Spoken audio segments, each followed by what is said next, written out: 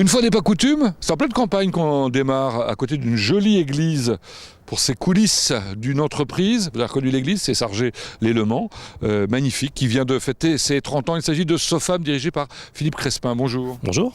Je disais, elle vient de fêter ses 30 ans, c'était même au MM Arena, carrément. 30 ans, donc elle est née en 1986 1986, par le rachat par les salariés des actifs d'une entreprise qui avait déposé le bilan. Et donc ils ont préféré rester actifs en investissant leur prime de licenciement pour préserver leur outil. Ils étaient carrément motivés et du coup ça donne aujourd'hui le leader national dans son domaine. Exactement, avec 8 millions d'euros de chiffre d'affaires, nous sommes leaders sur le plan national du mobilier industriel, donc pour équiper les ateliers des entreprises. Alors c'est quoi le mobilier industriel? Ce sont des choses, j'allais dire standards, mais aussi des choses beaucoup plus complexes? Alors ce sont des établis, des dessertes, des sièges destinés à l'atelier. Et donc nous avons bien sûr des fabrications standards sur catalogue, et puis une part qui est importante pour nous de fabrication sur mesure. C'est-à-dire qu'on répond spécifiquement aux besoins des ateliers, des entreprises pour équiper leur activité industrielle. Je pense qu'on va découvrir des choses étonnantes à l'intérieur. Il y a presque des secrets aussi, hein. Il y a des choses que vous faites pour des grands comptes du luxe. Exactement, donc on ne peut pas révéler leur nom, mais effectivement, ils apprécient nos matériels. Bon, tout ça, ça va être découvert à travers une visite complète de bâtiments qui s'étendent sur une grande surface. Hein. Alors au total, 7500 m², 5000 destinés à la production, que vous allez découvrir, et puis 1500 m² pour la logistique, l'entreposage et en particulier le stockage des produits livrables sous 48 heures sur une sélection assez large de produits. Ah bon, ils sont pressés à ce point-là? Tout à fait, de plus en plus. Et donc c'est un axe de développement extrêmement important. Vous avez donné des chiffres intéressants, moi j'en avais un autre qui était 10 000 m3. 10 000 m3, effectivement, c'est la capacité en volume de stockage dans l'entrepôt. Oui, pour répondre aux besoins et aux attentes. Bien, ce que j'avais noté aussi en préparant ici, c'est qu'il n'y avait pas de femmes dans l'atelier. On en verra d'autres, mais pas dans l'atelier. On est encore un peu macho.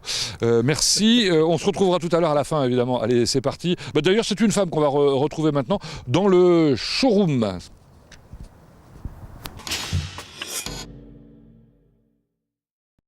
Nous avons donc maintenant rendez-vous avec Anne-Charlotte Travers dans un showroom. Comme ça, on va voir ce qu'on fabrique concrètement chez Sofam. Anne-Charlotte Travers qui est responsable du marketing. Bonjour. Oui, bonjour.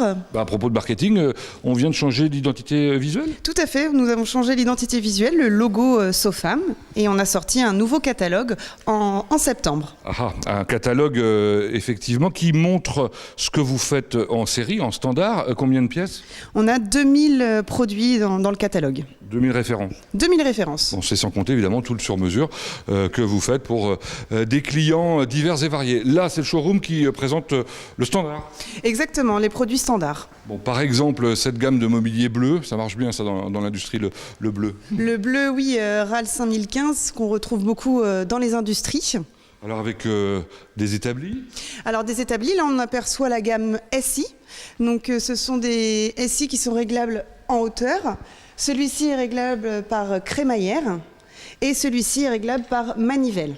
Oui, je crois que ces systèmes-là, vous les mettez et les adaptez un peu sur tous les types de mobilier en fait. Exactement, sur tous les types de mobilier, de secteurs d'activité. Ouais. Ici, ça a un autre nom, pourquoi d'ailleurs? Alors celui-ci, c'est la gamme PTH et celui-ci supporte 500 kg. D'accord, c'est la différence. Ce qu'on n'a pas dit, c'est que ça existait aussi le réglage en hauteur de manière électrique? Tout à fait. Celui-ci s'appelle Horlog. C'est la gamme Horlog qui est dédiée aux horlogers. On voit que ça, c'est du très haut de gamme. Et alors, à quoi ça sert ces accoudoirs joliment recouverts? Donc là, ce sont des accoudoirs ergonomiques pour que l'artisan puisse travailler dans de bonnes conditions. Donc les horlogers s'installent comme ça pour travailler d'une manière un peu précise. Ils ont de meilleurs yeux que moi, probablement.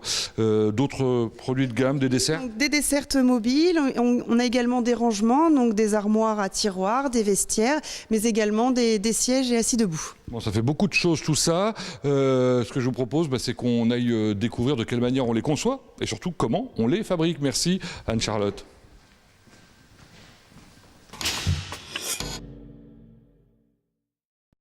On va découvrir maintenant le bureau d'études avec Pierrick Gillot. Bonjour. Bonjour. Vous en êtes le responsable. Alors ça fait un bail que vous êtes là en fait. Hein. Eh bien oui, je fais un petit peu partie des murs depuis 30 ans. Je suis responsable du bureau d'études. J'ai été dessinateur dans le bureau d'études avant de devenir responsable du bureau d'études il y a presque 20 ans maintenant. Voilà. Et puis depuis, ça s'est développé de manière considérable. Sofam a acquis une réputation, un savoir-faire. Un vrai savoir-faire dans le mobilier technique, avec comme caractéristique pour nos produits, ils sont reconnus pour être robustes, pour être durables, avec des caractéristiques de résistance mécanique qui correspondent bien aux différentes activités industrielles de nos clients. C'est l'inverse de l'obsolescence programmée, ça on peut le dire. Et d'ailleurs, à ce propos, vous avez un label, je sais pas, Valdelia, qui permet d'assurer le recyclage des produits.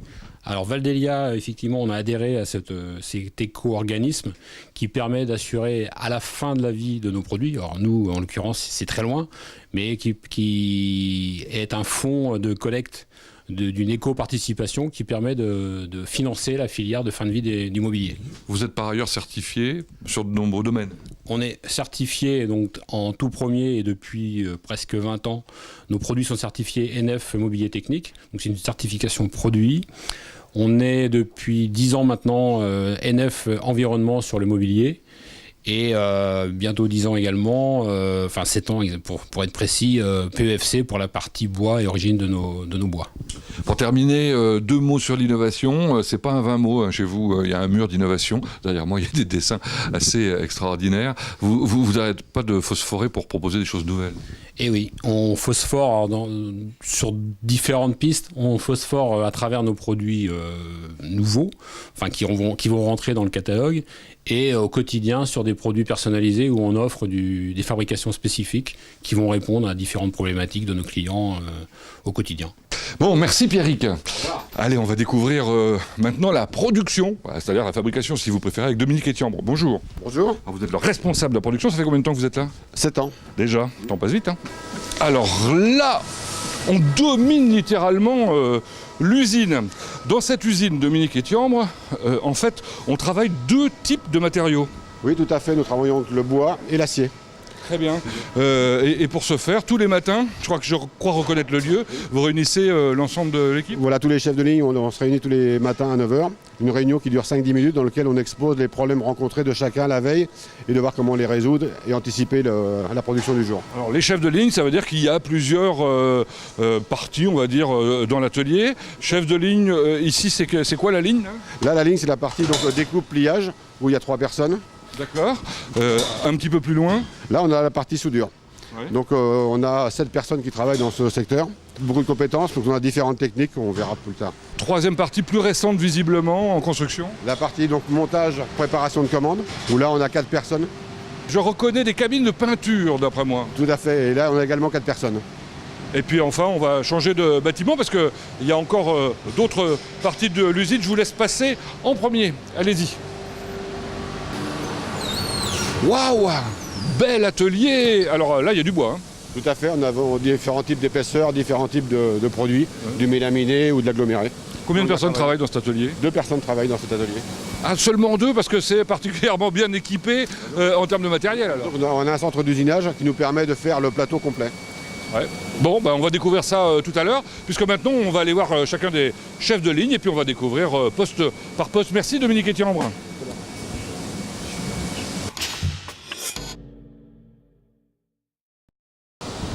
Allez, partons à la découverte de cette première partie de l'atelier. Bonjour Monsieur Boulard. Bonjour monsieur. Alors vous êtes le chef de ligne découpe, pliage, soudure.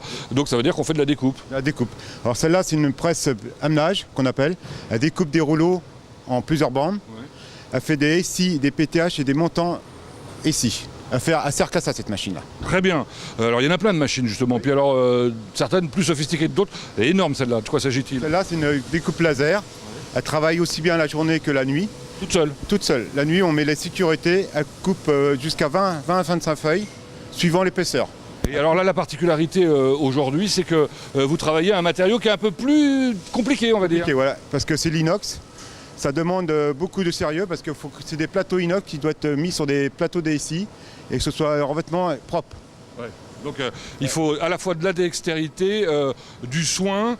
D'ailleurs, comme la personne qui est en train de plier derrière, c'est une plieuse, ça, c'est ça? Nous avons 2 plieuses à plusieurs plis. Elle peut plier de l'épaisseur de 1 jusqu'à la 4 mm, avec plusieurs séquences de plis. Avec des choses un peu sophistiquées. Ouais. Buter à l'avance toute seule, monter aussi, tout. Bon, bref, vous êtes un chef de ligne heureux? Oui, heureux. J'ai peut le dire. deux collègues qui sont très sympas avec moi, très bien. En plus, bah, c'est sympa. Allons découvrir maintenant la suite, c'est la soudure, je crois. C'est la soudure avec les pointeuses. C'est parti.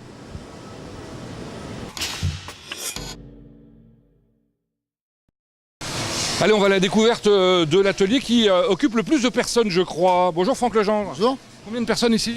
7. 7 plus 1, ça fait 8. C'est bien le nombre que nous a donné Dominique Ettermont tout à l'heure. Franck Legendre, vous êtes l'un des plus anciens de la maison, non? Oui, je commence, oui, 28 ans, 29 ans cette annne, Vous avez commencé très jeune alors. 18 ans, Incroyable. Toute votre vie ici. toute ma vie ici. Et vous avez une vraie passion pour ce que vous faites. Tout à fait, oui. Je Alors, change. depuis que vous avez cette nouvelle table là, vous vous éclatez. C'est quoi cette table? C'est une table, c'est comme un Lego. On monte les pièces comme on veut, où on veut, ce qui nous permet de faire n'importe quoi. C'est ça. Alors ça tombe bien parce que votre métier c'est prototypiste soudeur. Donc prototype, vous faites quoi? Les prototypes des mobiliers qui vont être proposés? Voilà, toutes les nouveautés. Tout ce qui va partir pour le futur pour le client. Des concepts, des nouveaux concepts. Avec le bureau d'études, évidemment, vous étudiez ça. Et puis aussi, vous faites force de proposition sur du matériel qui simplifie un peu l'organisation. Vous allez nous montrer ça dans un instant? Oui, tout à fait, comme on a fait sur les tables qui sont à côté. Eh ben, on va voir ça tout de suite. On va découvrir justement un certain nombre d'opérateurs. Tiens, là, il y en a deux. Je crois que c'est Jean-Marc et Cyril. Bonjour. Bonjour. Jean-Marc, vous, hein? Oui, Bon, très bien. Là, vous êtes en train d'utiliser les pinces qui vous disent quelque chose, vous qui regardez les coulisses, puisqu'il s'agit d'Arrow. C'est fabriqué à Château-du-Loir. Et donc, vous assemblez grâce à une table. Elle est pratique, cette table? oui, très pratique. En plus, ça se lève, elle est réglable, donc on peine vachement moins que si on n'en avait pas, quoi. Parce que c'est assez lourd quand même, voilà. Alors, ils travaillent toujours à deux sur ce poste-là. Non, pas sur ce poste, sur les gros volumes. Ouais. Sur un gros volume comme ça, on se rend bien compte que l'opérateur il peut pas être à la pince et aux pièces. Il faut avoir confiance dans son duo, là, hein, Cyril. Ouais. Et ça se passe toujours bien? Impeccable. Jamais d'ombre? Non, jamais. Jamais de nuages? Ah, beaucoup de rigolade. Ah bah c'est bien alors, beaucoup de rigolade.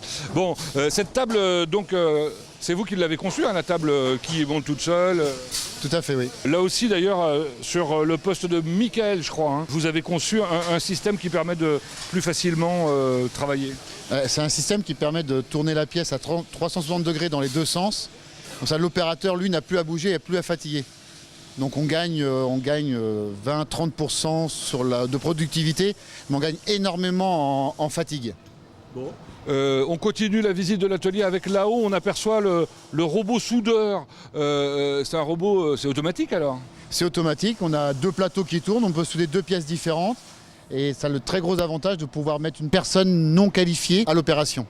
Bon, terminons la visite de cette partie de l'atelier avec quelqu'un qui a une autre qualification encore. Oui, on a toujours besoin de gens qui nous montrent du spécifique, des pièces sur mesure. Donc on a Pascal, serrurier, il se débrouille de A à Z sur une commande et en plus de n'importe quoi, il va le faire. C'est un orfèvre quoi. Voilà, tout à fait. Et là, il va nous faire une démonstration de quoi? De soudure TIG, Tungsten Inert Gas, ces soudures qui sont beaucoup plus petites, beaucoup plus belles pour des soudures apparentes pour les clients. C'est-à-dire qu'il faut que vous maîtrisiez absolument toutes les techniques hein, pour répondre aux attentes de vos clients. Bah, tout à fait, oui. Voilà donc effectivement une soudure très très précise. Bon, on n'a plus qu'à continuer la visite. Où est-ce qu'on va maintenant? Pour suivre le flux, après la soudure, c'est la peinture. Allez à la découverte de la ligne peinture avec le plus ancien des employés, Jean-Luc on m'a dit. Hein, ça fait 40 ans qu'il est là, il a commencé à 18 ans, bravo Jean-Luc. Bonjour Jean-François. Bonjour, Jean-François Poirier, vous êtes le responsable de la ligne de peinture. c'est ça. Bon, alors là vous êtes en train de décrocher, ça vient d'être peint. Ça vient d'être peint. On réunit les pièces sur une caisse pour réunir toute la commande. Voilà, et puis partir de l'autre côté, mais ça on découvrira ce qu'on en fait tout à l'heure. On reprend le début du processus, on accroche les pièces qui viennent d'être fabriquées. C'est ça, on réunit la commande, on accroche sur la chaîne avec le numéro de commande qui passe au tunnel de traitement. Qu'est-ce qui se passe dans le tunnel de traitement? Le tunnel de traitement, c'est un dégraissage. Il y a du passivation, une phosphatation et un rinçage. On nettoie la pièce quoi. Voilà, c'est simple. Pour qu'elle soit bien sèche quand elle arrive dans la cabine de peinture, où là il y a un opérateur. C'est ça. Il y a un peintre qui applique la peinture. Alors c'est marrant parce que la peinture, on voit bien, hein, c'est pas de la peinture. C'est de la poudre. C'est de la poudre et alors elle tient automatiquement. Oui, par électrostatique, elle vient s'appliquer sur la pièce et tu maintiens Ensuite, ça repart dans un autre tunnel. Voilà, c'est un four de cuisson qui passe à 180 degrés. Et donc le fait de cuire fait que ça tient sur la pièce. Voilà, ça tient, elle devient très résistante au choc Et puis ça arrive comme là, on le voit, bleu par exemple. Alors, a priori, d'ailleurs, j'allais dire, le toucher est plutôt agréable. C'est mat, ça, non? C'est mat, c'est un texturé. Après, on a des couleurs qui sont brillantes, qu'on appelle du lisse, brillant. Et vous avez toute une gamme de peintures d'origine, j'imagine? Oui, on a plusieurs choix de couleurs. Très bien. Et vous en sortez combien de pièces par jour comme ça, vous savez ou pas? Entre 3 et 400. D'accord, faut pas chômer alors. Non. Vous êtes combien? On est 4. Très bien. Bon, on va aller plus loin, découvrir l'atelier qui est dans l'autre partie. C'est la menuiserie. Merci, monsieur Poirier.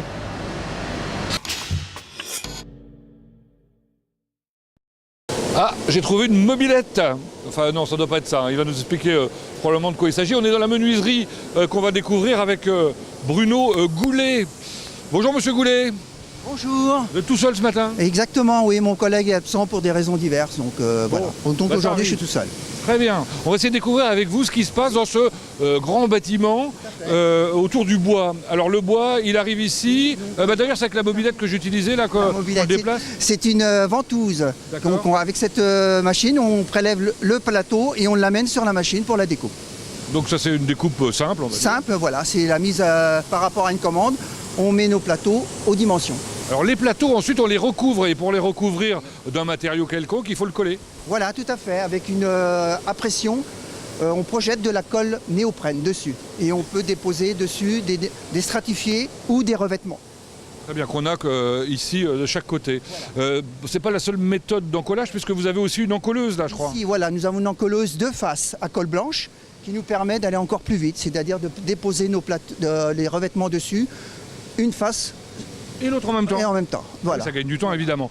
Alors pour que ça tienne tout ça, il faut que ce soit pressé. Tout à fait, nous avons ici une presse qui est à 200 bars et on met nos plateaux dessus pour presser l'ensemble. Je vois que certains plateaux sont particulièrement épais et lourds. Donc, hein. Très fait, donc c'est pour ça qu'on a besoin d'être deux pour les manœuvrer. Ah oui, carrément. Et puis alors évidemment, il y a le clou, j'allais dire le clou de l'atelier du spectacle. Voilà. Ça s'appelle le centre d'usinage? Le centre d'usinage qui nous permet d'étalonner nos plateaux, de les mettre à l'équerrage et de coller les champs tout autour.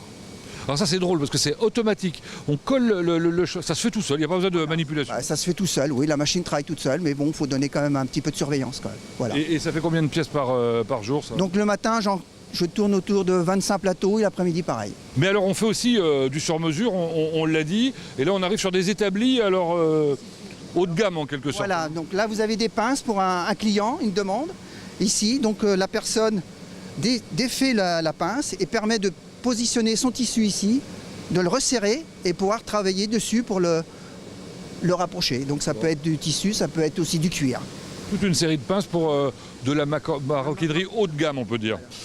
C'est quoi l'établi à côté? Alors ici, sur l'établi, vous avez aussi du champ souple. Ça nous permet de protéger la personne qui va venir travailler autour de ce plateau. Donc c'est en caoutchouc, c'est posé ici. Puis un dernier, comme ça on aura fait le tour. Voilà. Donc ici, vous avez aussi une toupie qui est posée pour affiner nos plateaux. Des plateaux qui deviennent comme celui-là par exemple. Ou abrasifs pour les doigts. Donc on les passe dessus et ça nous permet que ça soit bien lisse. Pas mal. C'est bien. Oui. Merci Bruno Goulet. Mais de rien. Merci.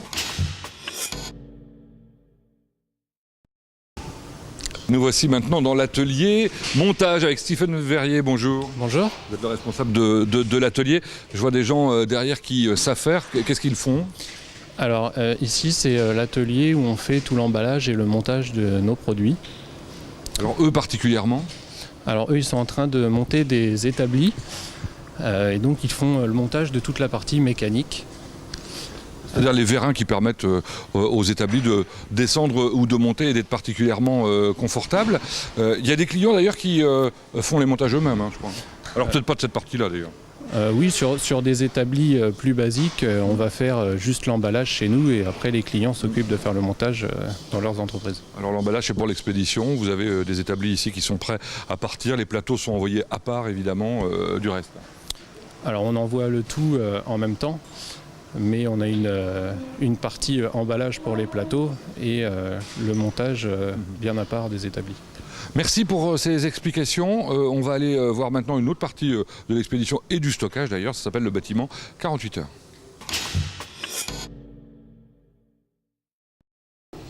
Coucou, nous voici, on est dans un autre service d'expédition, c'est le 48 heures avec Michel Giraud, bonjour. Bonjour. 48 heures c'est de l'express, ça veut dire qu'il faut être efficace. Hein. C'est très rapide, oui.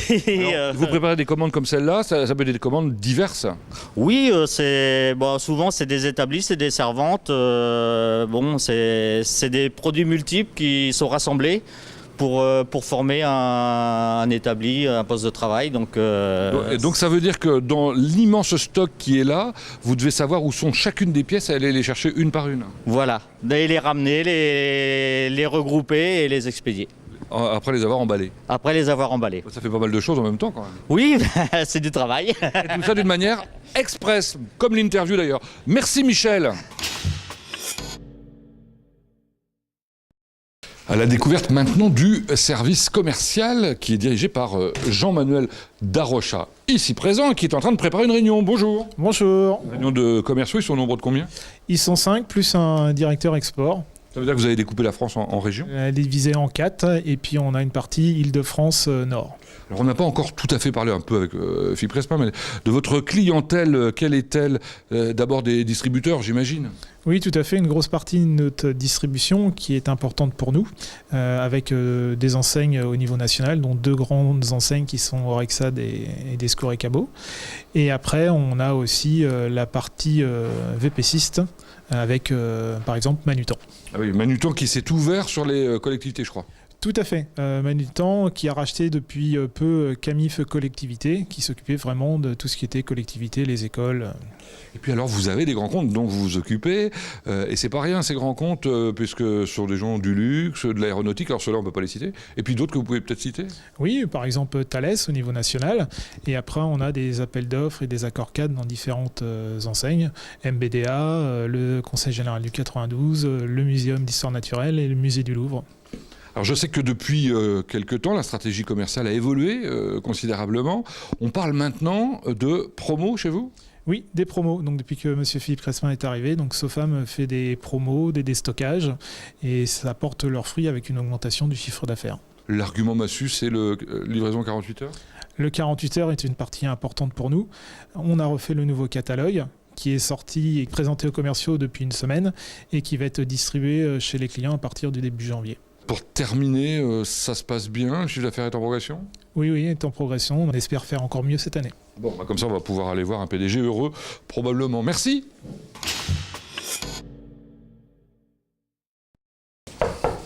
Bon, traditionnellement, on va chez le PDG pour terminer la visite. Le PDG qui a un joli bureau qui est fabriqué par l'usine elle-même, j'imagine. Effectivement, c'est une adaptation d'établi que l'on a transformé en bureau et c'est a priori plutôt réussi puisque les salariés du bureau d'études ont demandé la même chose.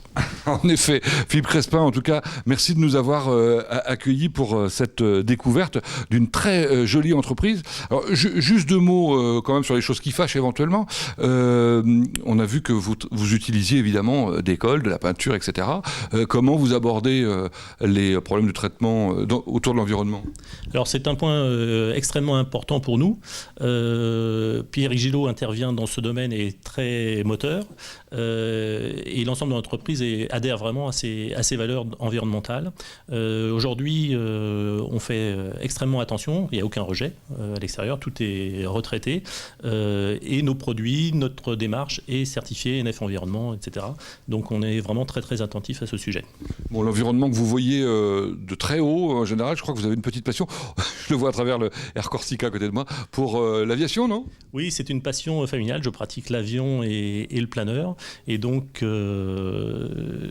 c'est une occupation lors de mes loisirs. Et puis, vous avez même donné le virus à votre fils qui a fait ces magnifiques œuvres-là. Ce ne sont pas des photos, ce sont des peintures. Tout à fait. Donc j'en suis assez fier, d'autant plus que c'est une passion familiale. Mon père pratiquait l'aviation légère et on en est désormais à la 3e génération qui pratique. Bien, parlons maintenant, si vous le voulez bien, de l'avenir de SOFAM. Quelles sont les perspectives ? Les perspectives sont bonnes. On a déjà réalisé un premier exercice en progression avec de bons résultats. Et donc, on aborde le second en ayant mis en place des outils marketing puissants, le catalogue et le catalogue 48 heures. Et donc, on a de bons espoirs pour l'année à venir. Des investissements ? Des investissements. Le gros projet de l'année consiste à modifier, à changer complètement notre système informatique et pour améliorer notre capacité de traitement des informations et en particulier celle des clients et notre gestion de production. Et donc l'étape suivante sera de passer aux investissements industriels. Bon, on ne va pas s'ennuyer dans les années à venir alors ? Pas du tout, et je crois que tout le monde est partant. On se donne rendez-vous dans 30 ans pour OMM Arena ? Avec grand plaisir. Merci. C'est terminé pour les coulisses aujourd'hui. On se retrouve la semaine prochaine.